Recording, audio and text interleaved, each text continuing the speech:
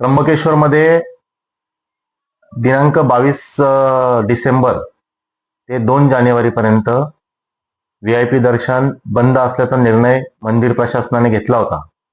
परंतु गर्दीचा वाढता ओघ पाहता नाताळाचा सण व नवीन वर्षाची सुरुवात या अनुषंगाने ज्या सुट्ट्या आलेल्या आहेत, गर्दी प्रचंड त्र्यंबकेश्वर मंदिरामध्ये वाढत आहे आणि भाविकांना दर्शनासाठी त्रास होत आहे. जास्त संख्या भाविकांची आल्यामुळे 15 ते 20 हजार भाविकांचं त्या ठिकाणी दर्शन होतं आणि 40, 50, 60 हजार भाविक दिवसेंदिवस जसजसं नवीन वर्षाची सुरुवात त्या ठिकाणी जवळ येत आहे, तर भाविकांची संख्येत देखील प्रचंड वाढ होत आहे. भाविकांना होणारा त्रास लक्षात घेऊन त्र्यंबकेश्वर देवस्थानच्या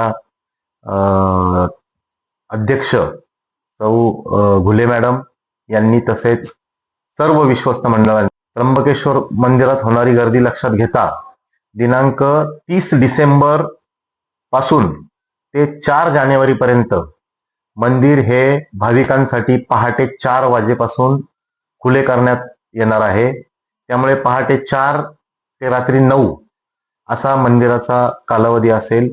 तरी मी भाविकांना विनंती करेल, जे भाविक त्र्यंबकेश्वरला मुक्कामी आले असतील, जे आजूबाजूच्या परिसरातले असतील, त्यांनी पहाटे 4 वाजेपासून मंदिर उघडं असेल तर पहाटे सकाळी लवकर कमी गर्दी असताना दर्शनाचा जास्तीत जास्त भाविकांनी लाभ घ्यावा.